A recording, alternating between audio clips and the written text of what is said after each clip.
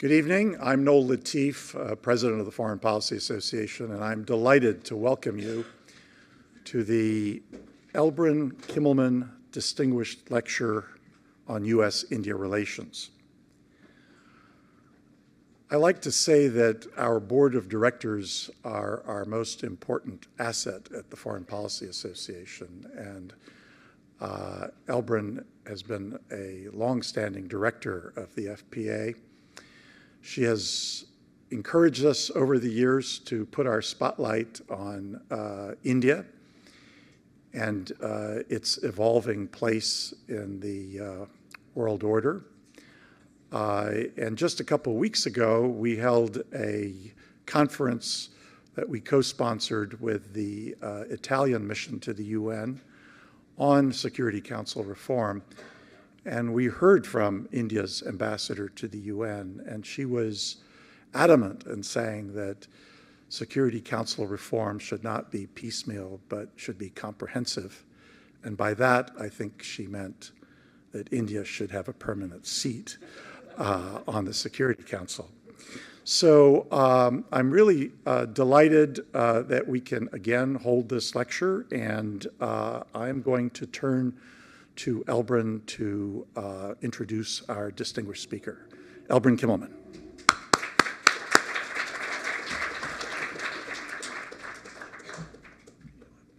Yeah, the right height, yeah.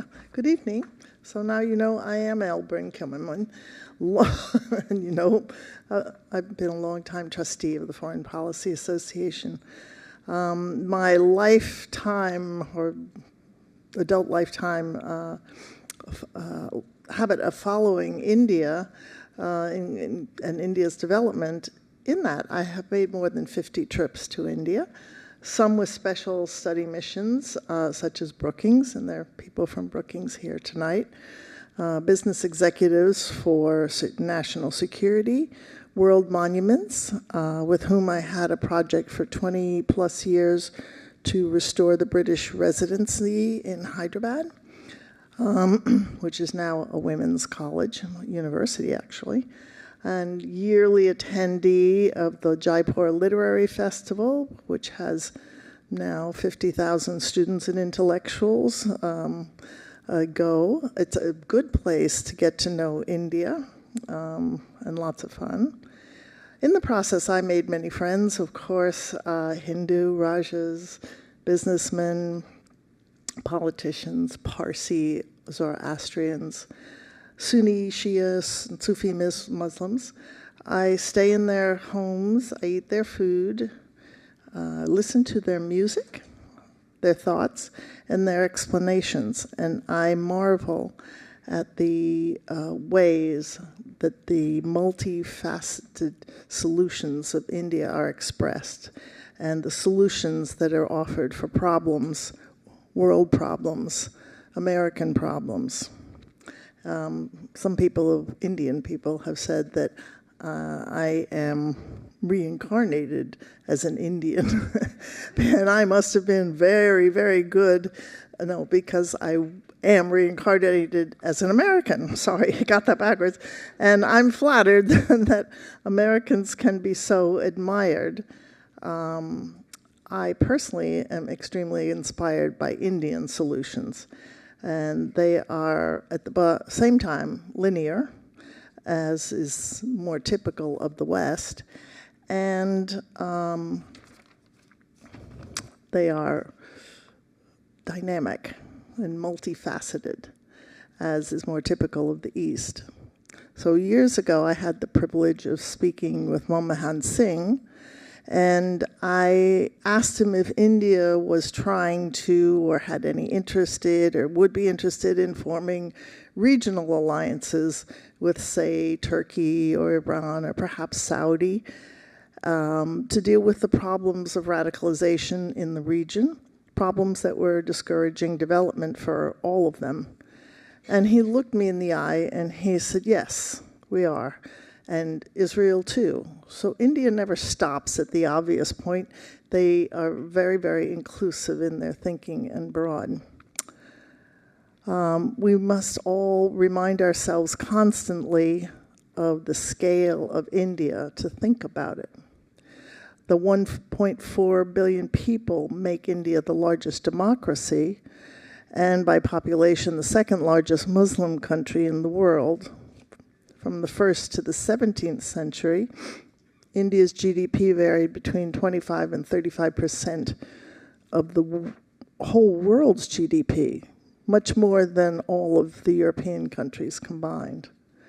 For years, India's bookkeepers, statisticians, and technicians filled out our banks, our corporate back rooms, and labs in our top universities, hospitals, and research centers.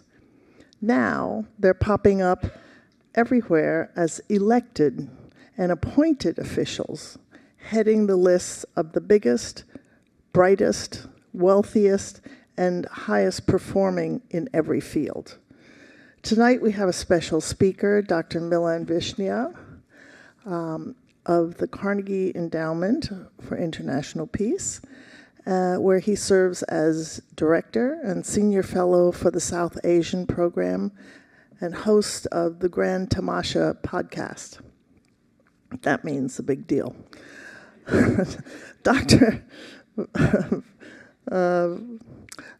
His primary research focus is political economy of India, and he examines issues such as corruption in governments, state capacity, distributive politics, electoral behavior, and the Indian diaspora.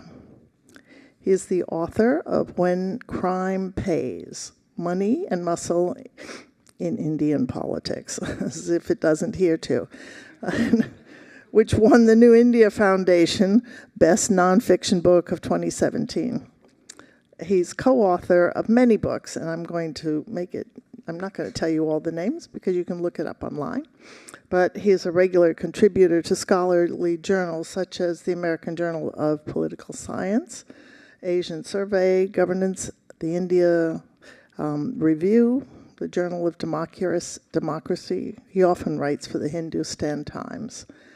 Dr. Vaishnav has worked at the Center for Global Development, where he served as a postdoctoral research fellow, the Center for Strategic and International Studies, the Council on Foreign Relations. He is an adjunct professor in the Edmund A. Walsh School of Foreign Service at Georgetown, and has previously taught at both Columbia, where he graduated and received his PhD, and George Washington Universities. Now let us welcome Dr. Vaishnav, who will speak on decoding India's second republic. What would a Modi victory mean? And afterwards, he's agreed to take up a few questions. And let me give you a little clue. If he doesn't cover some topic that you're really burning to hear about, make a good question, and I'm sure he'll try and answer it. So.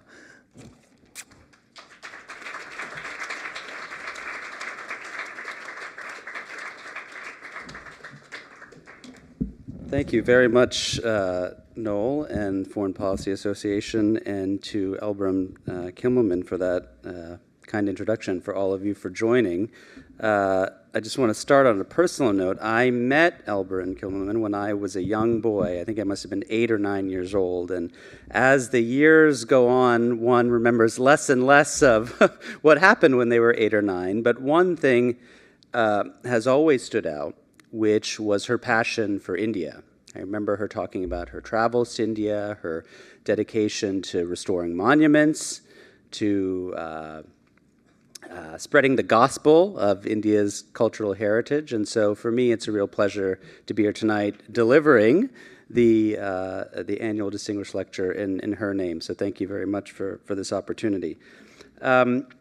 I have the sort of unenviable task of trying to decode what is happening in arguably the most complicated place on earth in 30 minutes or less, which is not an easy thing to do.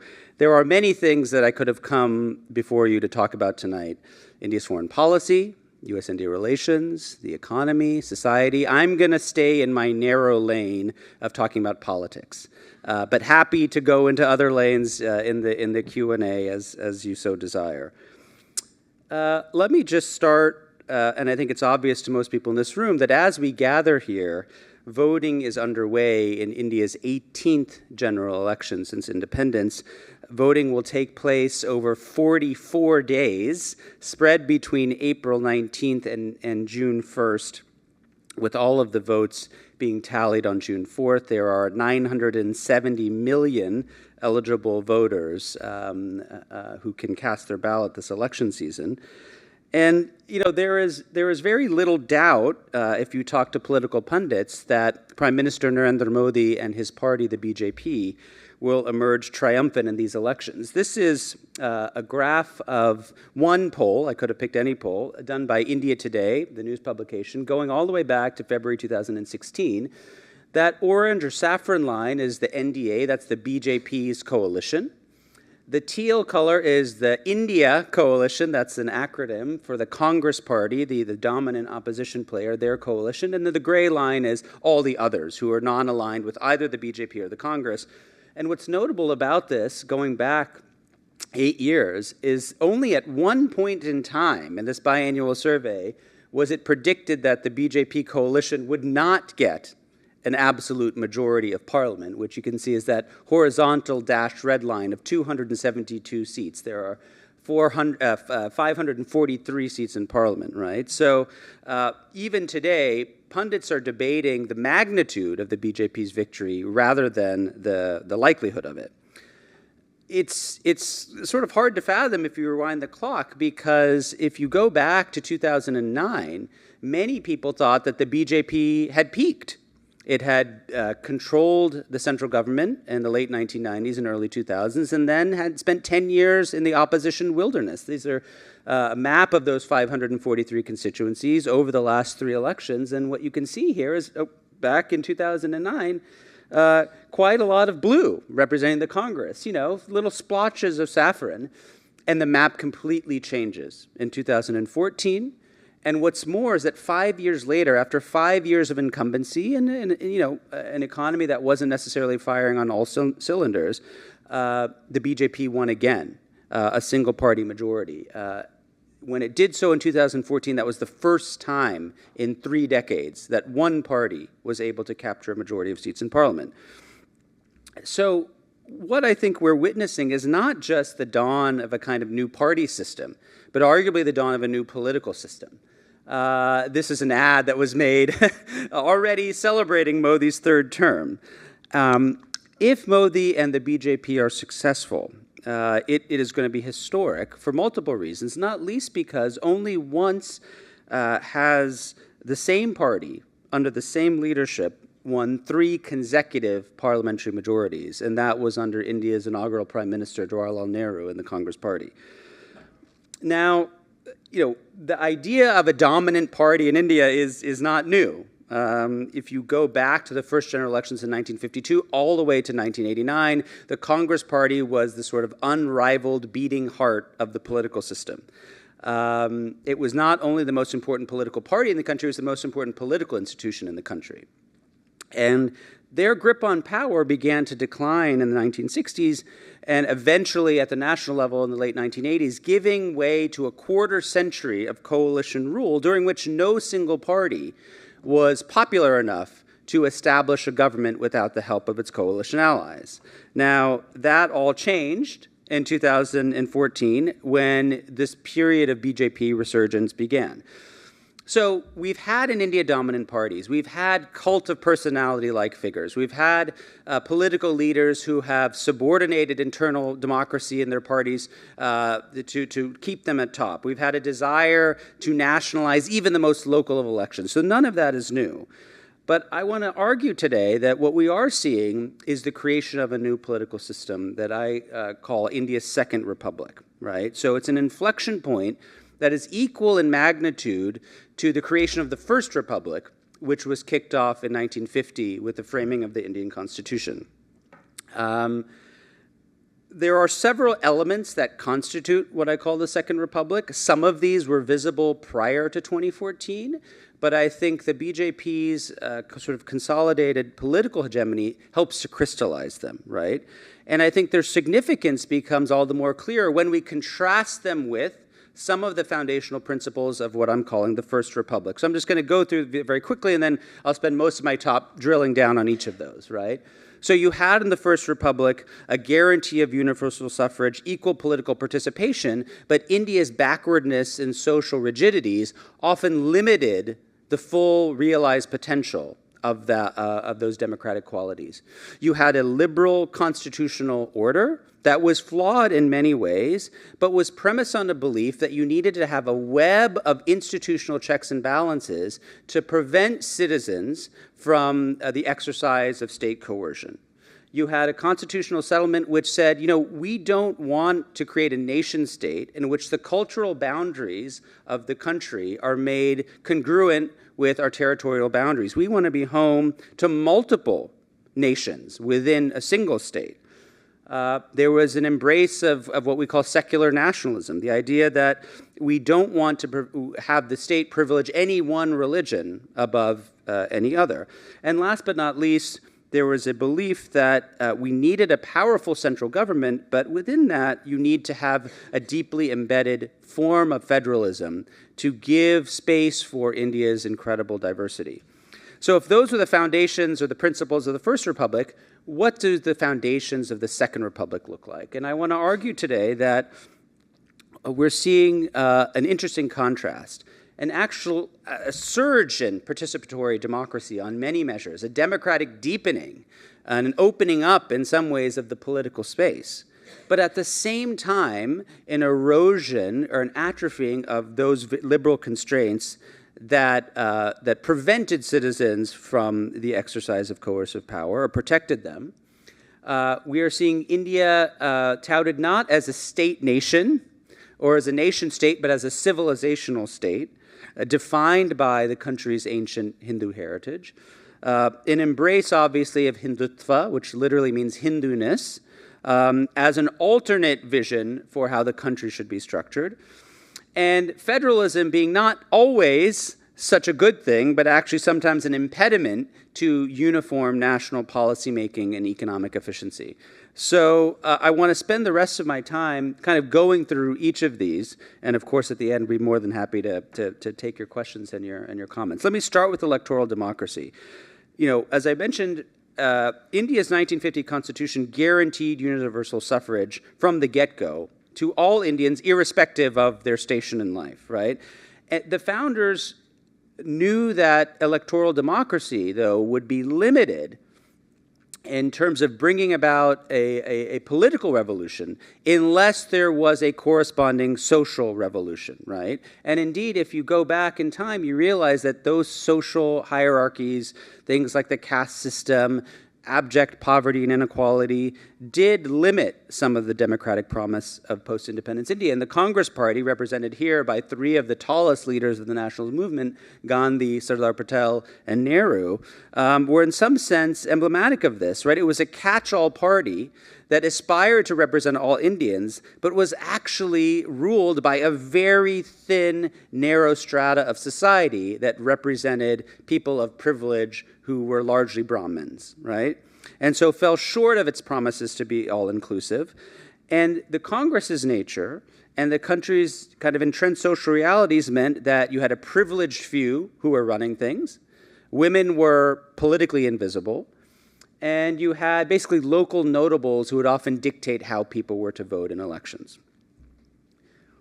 This is a graph of the Congress Party vote share over time in national elections, all the way from 1952 to 2019. And you can see there have been some valleys and peaks, but generally speaking, there's been kind of a secular decline over time.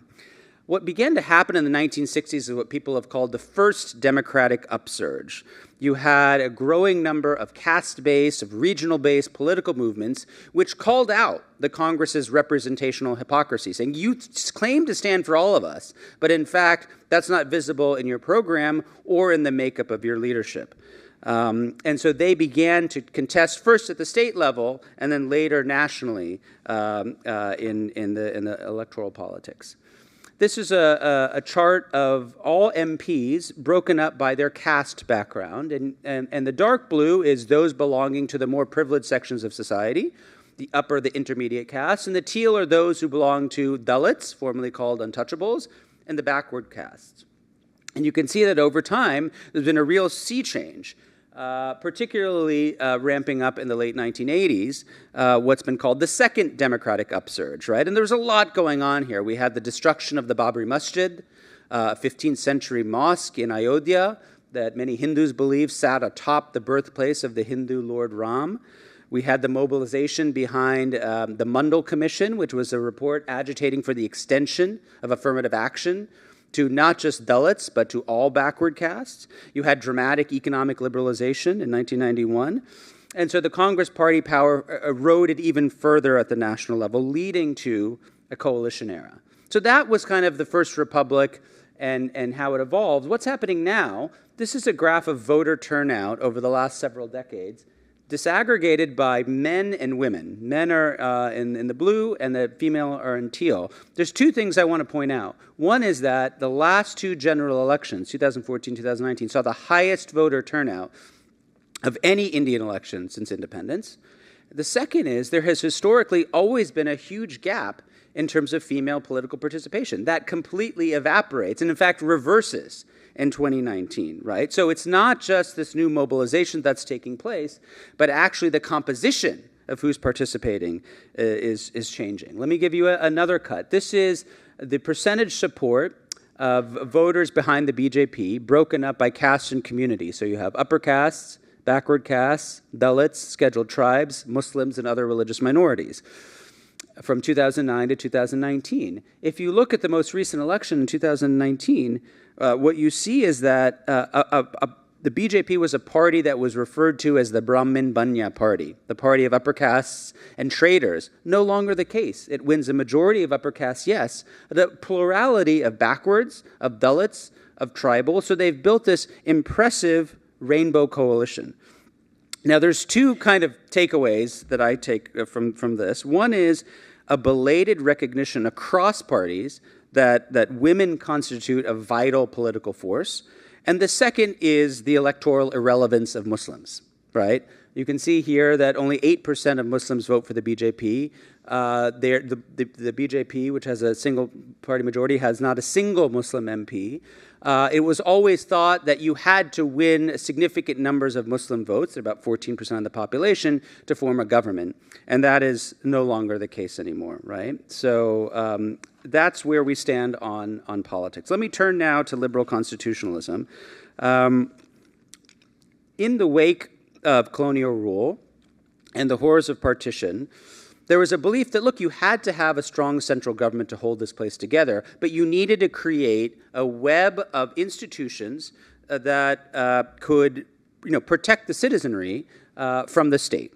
And, broadly speaking, there was this idea that, look, we need to have checks and balances on each branch of government. You need to have separation of powers. You need to have independent rule of law. And you need to have a guaranteed Bill of Rights that protect individual freedoms. Now, this all sounds great and wonderful. In practice, it was never as great and wonderful as that. Just to give you an example, this is what the Constitution said about freedom of speech. All citizens should have the right to freedom of speech and expression. Sounds great. A year later, they added all of this language at the bottom. Nothing in subclause A of clause 1 shall affect the operation of any existing law, giving all of these restrictions on free speech, right? So, yes, there was a belief in the principles of democracy, but many elites harbored doubts about unfettered civil liberties, right? So there were many colonial-era provisions, like a law on sedition, which was not just retained, but actually routinely embraced by politicians of all stripes. Even if you think about institutional checks and balances, they were hardly sacrosanct. So the Congress Party used to judge bureaucrats on their political loyalty, not necessarily on the basis of their independent evaluation of their performance in office, right? Similarly, today, you will see many stories about accountability institutions being tamed. There is a reason, therefore, that we've always had a liberal deficit in India. This is data from the Varieties of Democracy project, which assesses democracies around the world. The blue is the quality of India's electoral democracy, and the red is the quality of its liberal democracy, right? And you can see there's always been a wedge between the two. Two have declined during the emergency of Mrs. Gandhi in the late 1970s, and they've exhibited more of a decline in recent years. So take these numbers with a grain of salt, right? What the level is, I think, is less important than seeing the kind of trends over time. And the truth is that India's devotion to liberal constitutionalism has always been contingent on two factors, right? The first is the distribution of political power. When you've had a dominant political party, the adherence to liberal principles has often waned, whether that's the BJP of today or the Congress of yesteryear. But liberalism's fortunes have also turned on political leaders' self-restraint, right? And I think what the worry is that the Hindu nationalist movement, which is ascendant today, is firmly wedded to electoral democracy. Because after all, Hindus make up 80% of the population, right? So purely by mathematics, if you can unite 80% of the population, you can guarantee political control in perpetuity. But it's not clear that either the values or the interests of the BJP or the larger Hindutva ecosystem suggest a similar embrace of liberal principles, right? So what we have is a belief in elections and the majoritarian logic, which says, well, by virtue of winning a majority, anything I do in power is de facto democratic, even if the outcomes are illiberal, right? Which is not how most of us think about a liberal democracy. This is a definition of democracy that was offered by the current External Affairs Minister, S. Jaishankar, which talks about, the integrity of the democratic process, respecting credibility, non-discrimination of public services. Very little of this has to do with liberalism, right, as we would understand it. Now, the veneer of liberal constitutionalism that seems to be eroding is relying on a very old playbook. There is almost nothing this government has had to invent, because the previous governments have already created the laws on the books to allow them to repress freedom of speech, to crack down on dissent, to close space available to civil society. There is something new, however, in the intensity with which these tools are being used, right? So let me just give you one example. There's an agency called the Enforcement Directorate. It's the central government agency that is the guardian of prosecuting economic-related crimes. You can see between 2004 and 2014, under the Congress government, there are about 25 or so politicians who were probed. Roughly half of them or so came from the opposition. Fast forward to the next 10 years, a huge spike in the number of political inquiries, 95% of whom came from the opposition, right? Now, what's worth noting is in the 17 years since the law against money laundering, which is the principal law that this agency enforces, has been notified, the conviction rate of these charges is 0.5%, right? So what happens is that the process becomes the punishment, right? So we've transitioned from a realm of limited government that at least ostensibly protects equal rights for all citizens to the realm of more absolutist to government.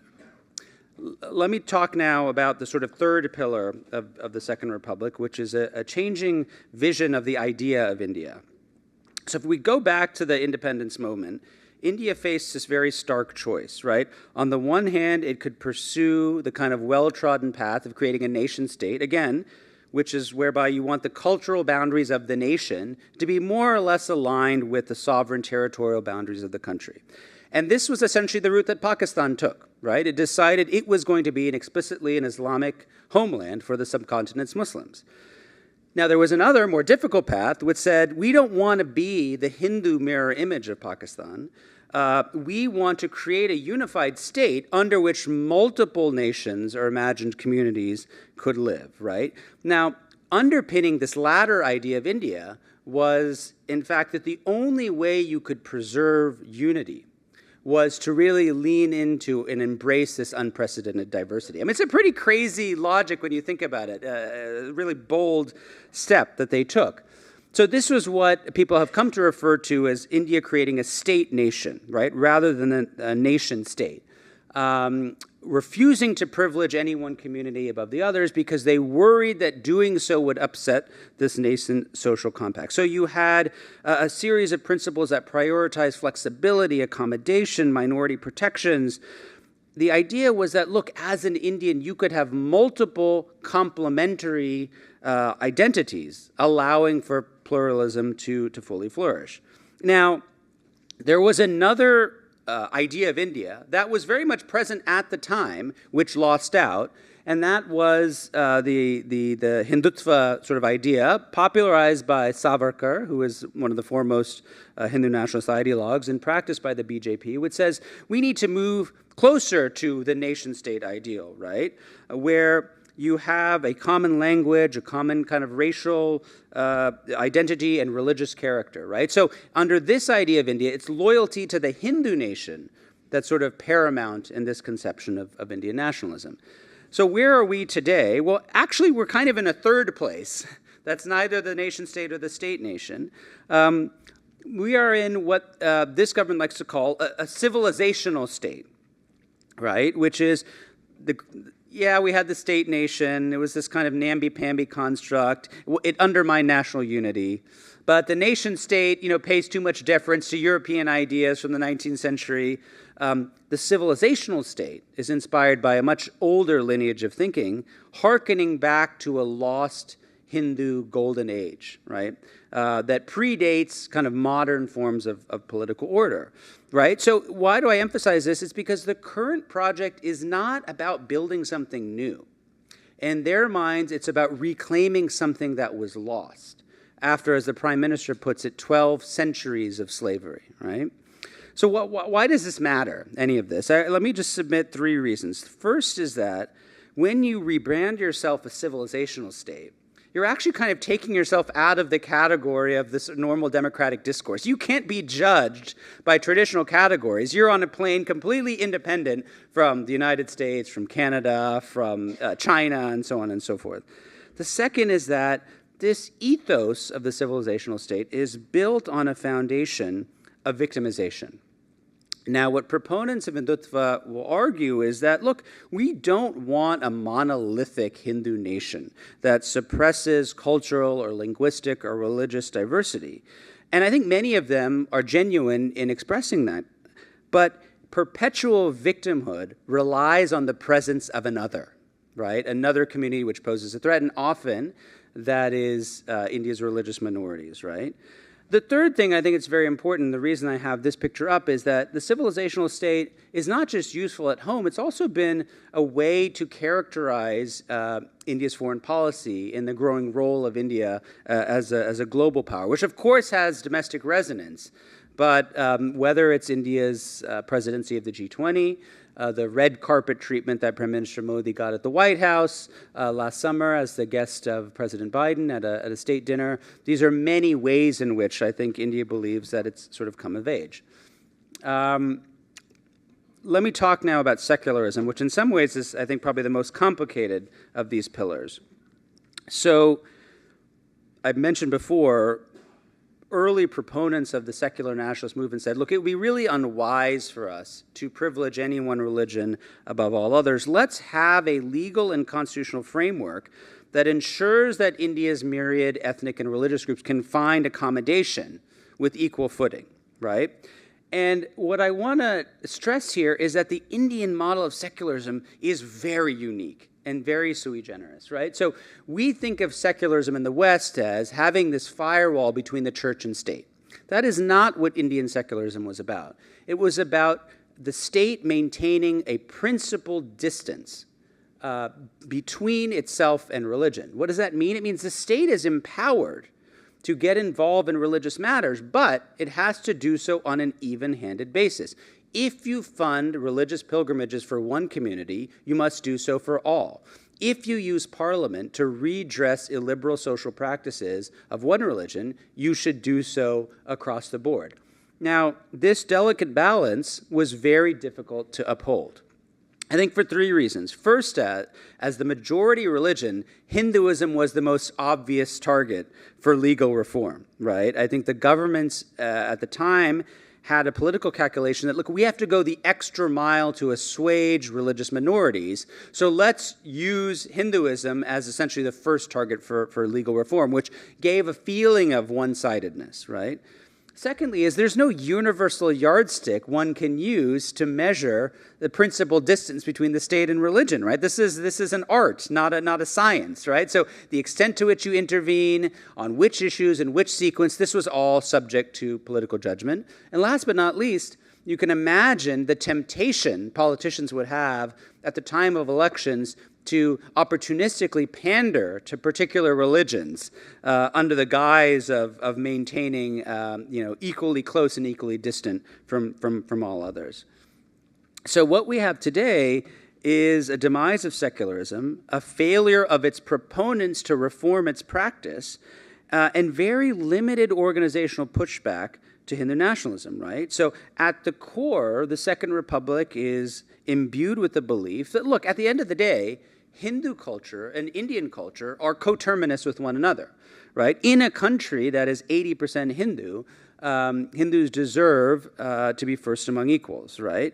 Now, I think we can sort of imagine the legal implications of this kind of thinking, right? And so just to bring one example, some of you may have followed the controversy around the Citizenship Amendment Act, which was passed in 2019, which says if you are an individual who has landed up in India from one of our immediate Islamic neighbors, Afghanistan, Pakistan, and Bangladesh, but you have no documents to prove that, you can be put on an expedited pathway to citizenship, provided you are not Muslim, right?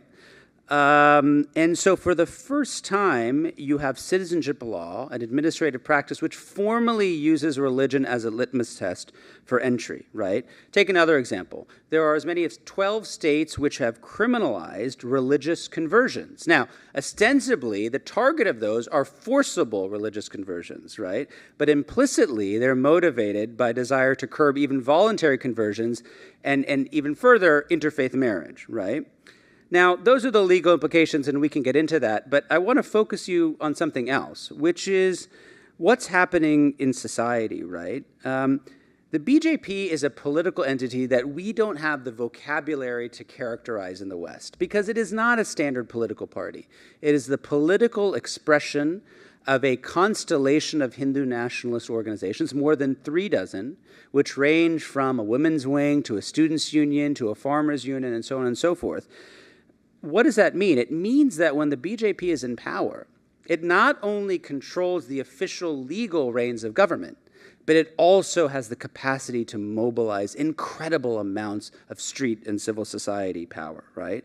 So it is not merely a fact of passing legislation or changing regulations, but it's using that social influence to change social norms, right? So whether it is about interfaith marriage, whether it's vigilantism, whether it's about putting pressure on university appointments, right? These are all things that are done not by the government, but by parts of the broader ecosystem, right? So that's a unique thing that no other political party in India has, because they don't control civil society in the same way. All right, last but not least, let me just say a word about federalism. It was an intrinsic part of the First Republic. But at the same time that you had a federal setup, you had a central government that had a lot of centralizing features, right? So the central government can change the boundaries of states. It can dismiss democratically elected governments. It captures the vast majority of tax revenue, right?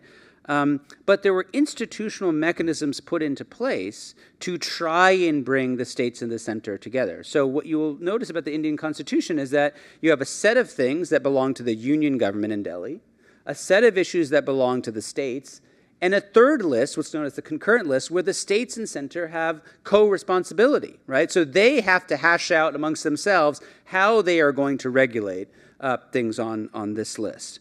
What we are seeing today is a movement towards re-centralizing power under the guise of what people have called one nation policies, right?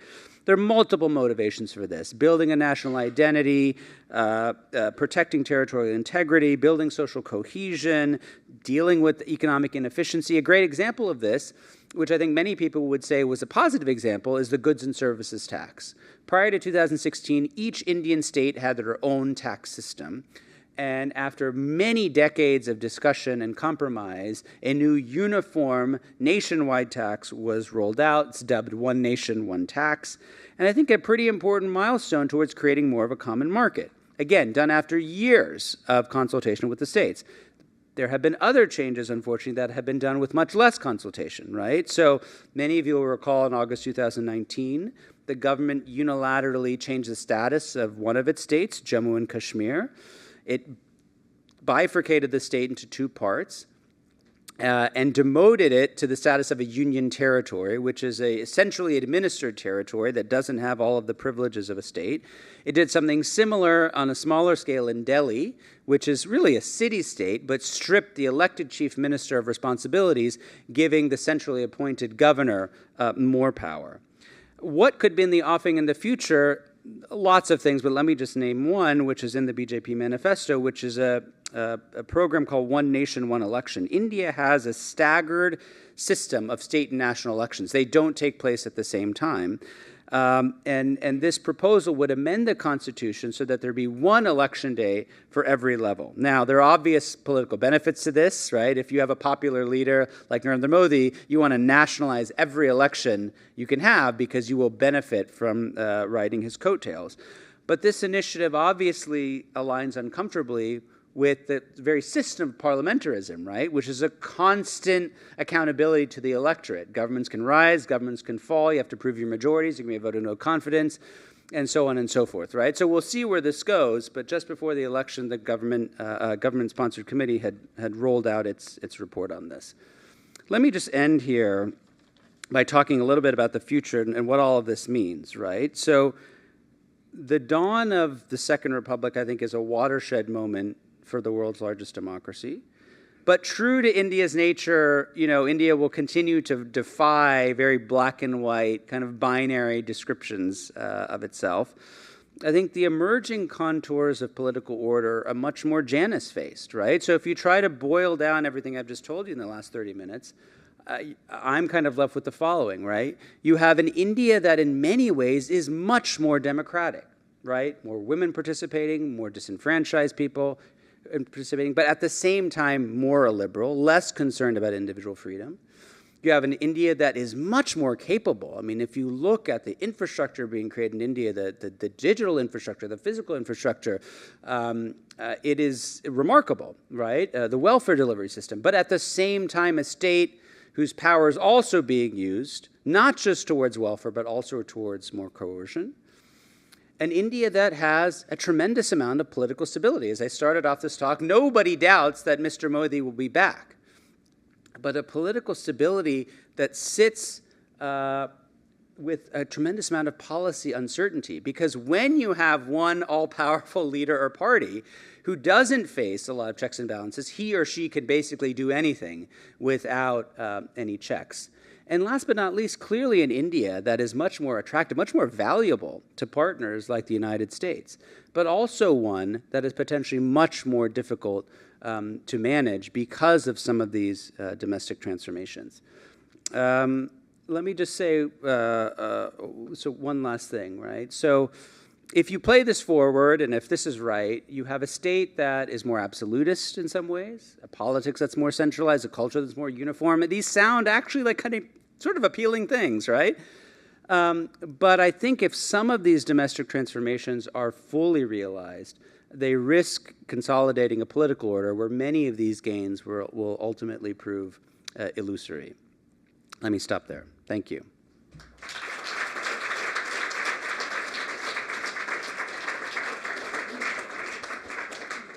If you have any questions for the speaker, please just raise your hand. Hello. Thank you very much for a very edifying presentation. I've always been squarely in the cheering section for India in terms of its economic development and becoming a real world power. My own family background, I'm Chinese American, and of course I've been in the middle of the 20th century.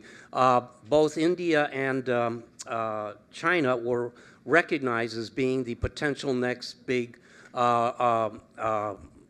economic powers, and that certainly happened with China. So I'm very proud of what China has accomplished, but I'm always dismayed, a little disappointed and frustrated that India has not also had at least somewhat of a similar kind of rise in development, especially economic development. Certainly the potential is there. There's tremendous potential.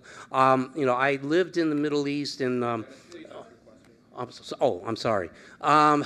So what I want to ask is, what will it take with the potential that India has, the tremendous potential that it has, what will it take to finally get India also on the kind of very accelerated development that it is capable of?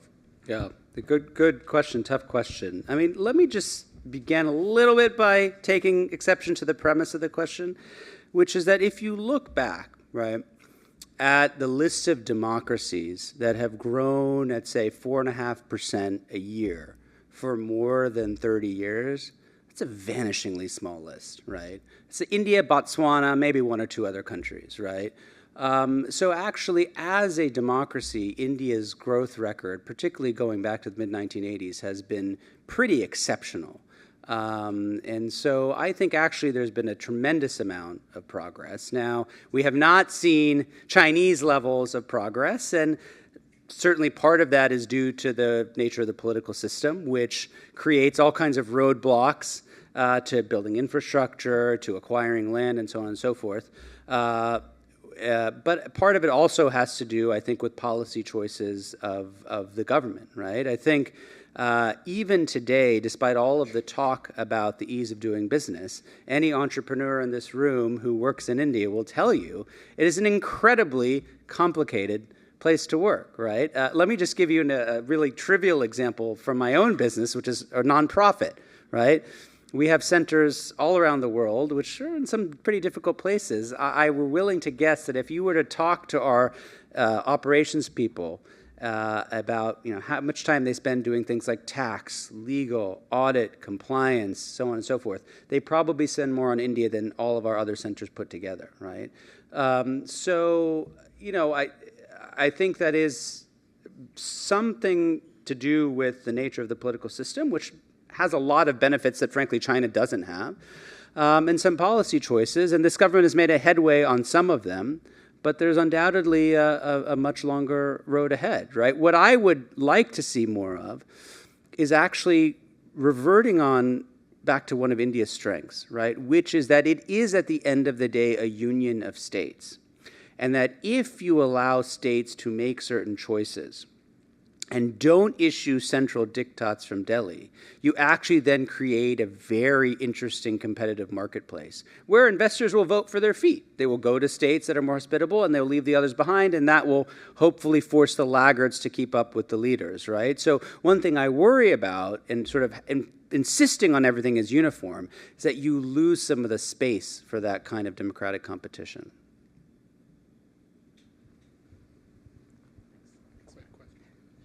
Hi, thanks very much for the presentation. So looking forward, maybe 25, 30 years from now, do you see India as being the top 5 or perhaps the top 3 countries in the world order? And briefly on the last bullet item on the previous slide about international partnerships, any comments on India's balance between partnering with the West, being the largest democracy in the world, versus its neighbors, such as Russia, China? For example, I believe there is a partnership with the BRICS countries about doing an alternative currency for internal trade other than the US dollar, for example. that balance between the partnerships between East and West? Yeah. Thank you. Thanks for your question. Well, look, India is already the 5th biggest economy, and if current trends persist, it will, in not too distant future, be the 3rd biggest. Now, that looks great in aggregate terms. We're still talking about a country with a per capita GDP of $2,500 US, give or take. I think that aggregate economic power will inevitably translate into very many domains. I mean, just think about it right now. I mean, if you are a global policymaker and you're trying to create a multilateral regime on pick your issue, climate change, pandemics, transnational terrorism, it's just unthinkable that you wouldn't have India at the table, right? I think that's just an embedded fact of where we are in today's much more, I don't want to say a multipolar order, but increasingly multipolar order, right?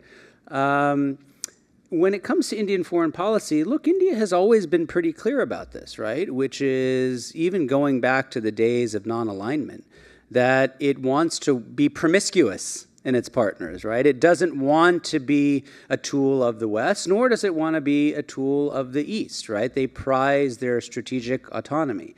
Now, today's doctrine is no longer non-alignment. It's what the foreign minister calls multi-alignment, right? Which is we will align with certain countries, including the United States, on certain decisions. I mean, if you think about the emerging balance of power in the Indo-Pacific, it's very clear where India has decided to move.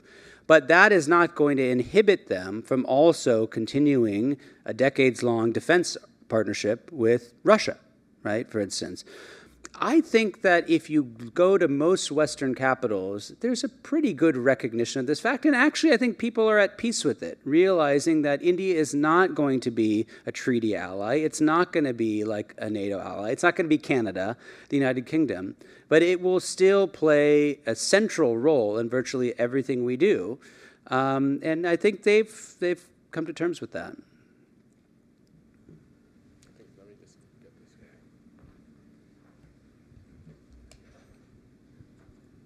Is it on?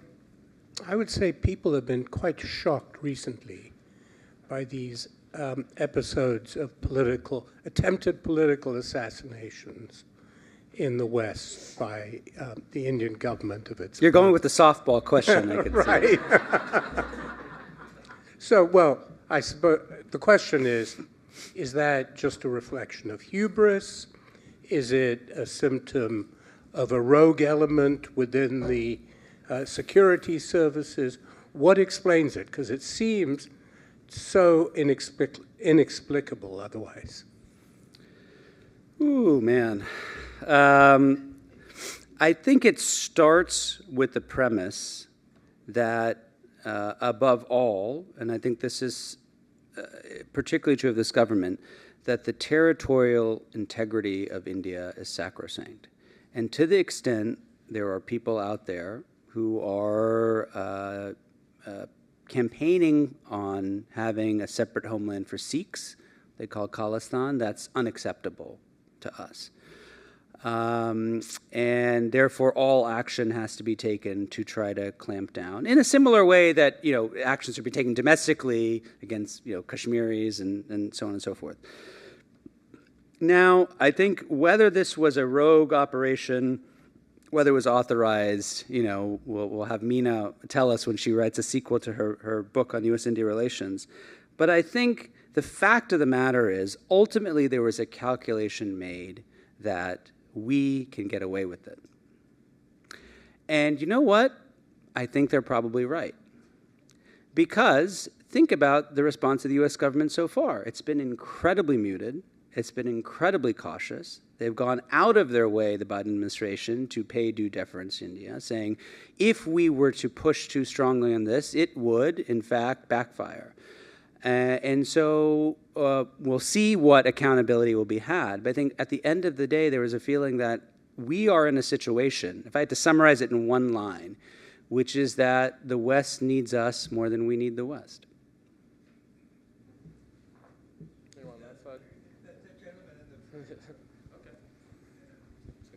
If I understood you well, you said that there are no Muslim representatives in the BJP. Slight amendment. There are no the BJP has no Muslim member of parliament. Yes. And among India's 28 state legislatures, they have one I see. member.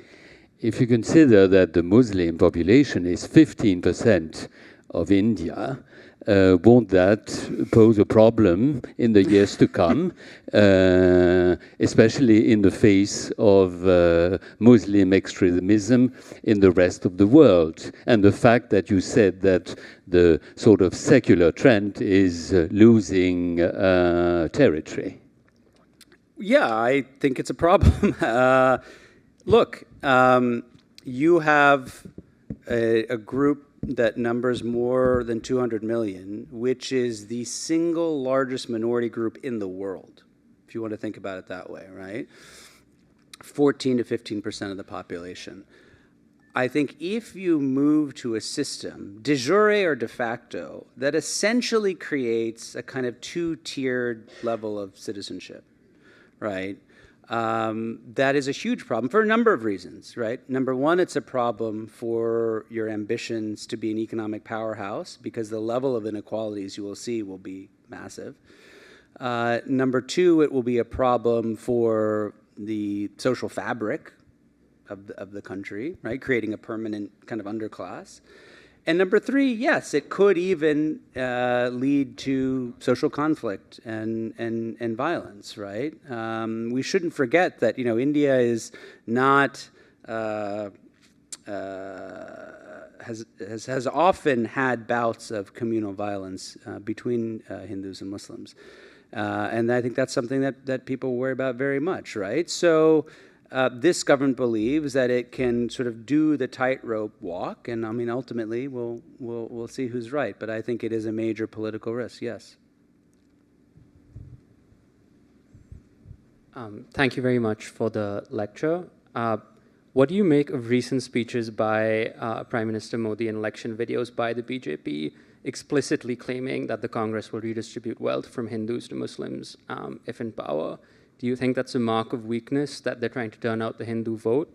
Or do you see it as a sign of strength that they can make extreme statements and get away with it? Or do you think it's something else? Yeah. It's a great question.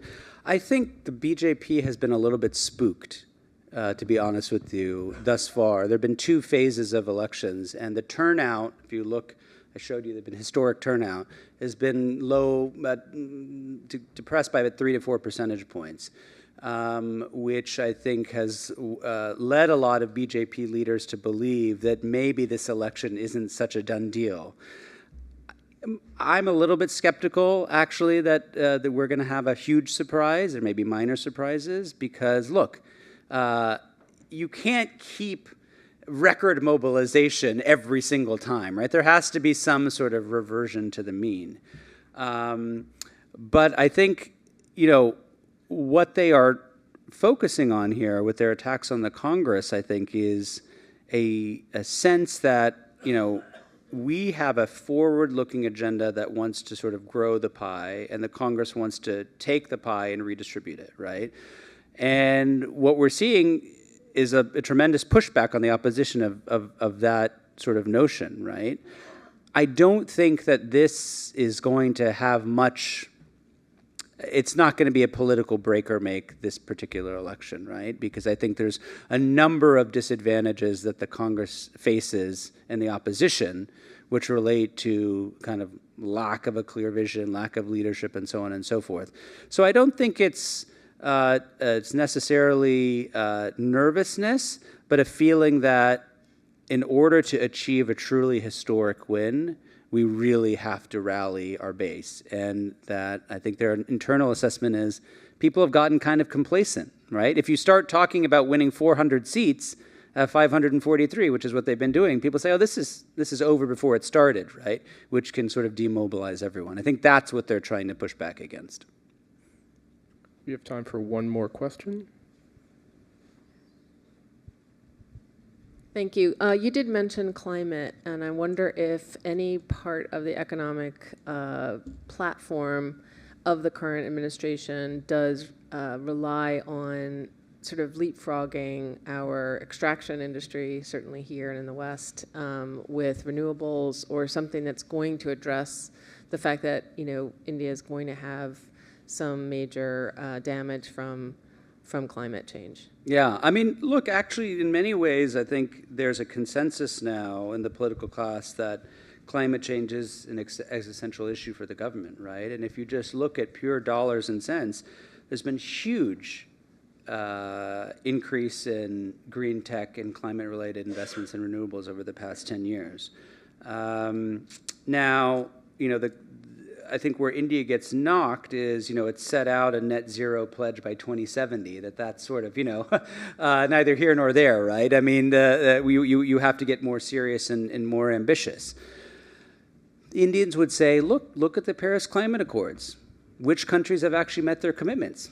Not countries like the United States, it's countries like us, right? So yes, I think people would like to see them more ambitious, but I do think they've sort of laid down a marker and they intend to stick to it. And one of the things they're doing, which is in some sense inspired, I think, by the US, is trying to use industrial policy to try to build an indigenous green tech base, right? And as with the experiment with Bidenomics, we'll see how that pans out. But I think they view this moment as the opportunity to steal a march on China and actually for companies who want to invest in this area to come to India. And we'll see whether or not they have the policy in place. I mean, it's one thing to give subsidies, but to go back to the previous question, the business climate still leaves a lot to be desired. Well, we want to thank you. I want to thank you so much for giving us. I think Milan will be having drinks, and you're all welcome to join him and ask more questions if you can get them.